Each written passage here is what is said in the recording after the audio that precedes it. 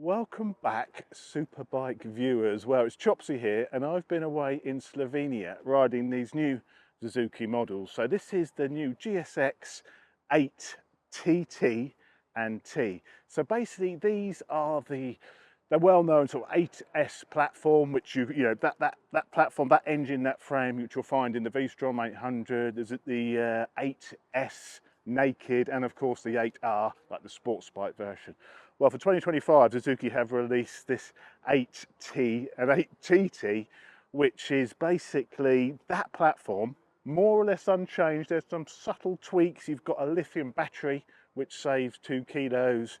You've got a little bit more tweaking. You've got bar end mirrors, round headlights, but more or less the actual platform's the same. The suspension's identical, the engine's the same, all the tuning's the same. But this thing is actually a bit of a surprise. I mean, I spent quite a bit of time on this 8S platform in the past, and I've absolutely loved it. I actually went on the launch of the 8S, which was in France, but that was back in February time. We didn't really get to test the bikes on perfectly smooth, hot tarmac. So what's really impressed me with this is how well this thing handles. If you need to correct your line or lean a bit more, there's plenty more in the bike. The ground clearance is also surprising as well. I would have thought I would have been touching down pegs much more than this. This is why I do launches, for getting on bits of tarmac like this. We've really been throwing it around today. We've had some fantastic twisties, and it's an impressive package. I mean, it's not, nothing is 10 out of 10. But it's all sort of 8 or 9s on the score. I mean, the handling of the bike is sublime. It's very stable. It's not overly sort of agile, but you've got quite wide bars, so a bit of counter pressure will get you turning in quite nicely. But it's a really stable platform. The brakes are great, everything, the suspension's good. I think the balance of the suspension is probably the most impressive thing, because when you're going into corners, there's not too much weight transfer. It won't break your spine over the bump. So I think they've got that level of performance and comfort really nicely set up. The main differences between the two models, though, is this is the TT version, which is slightly more expensive than the T. So for the TT, you get the lovely cowl, you get the belly pan, you obviously get that sort of more retro style, and the different colours obviously as well. And the TT will cost you $9,999, so just a pound under £10,000.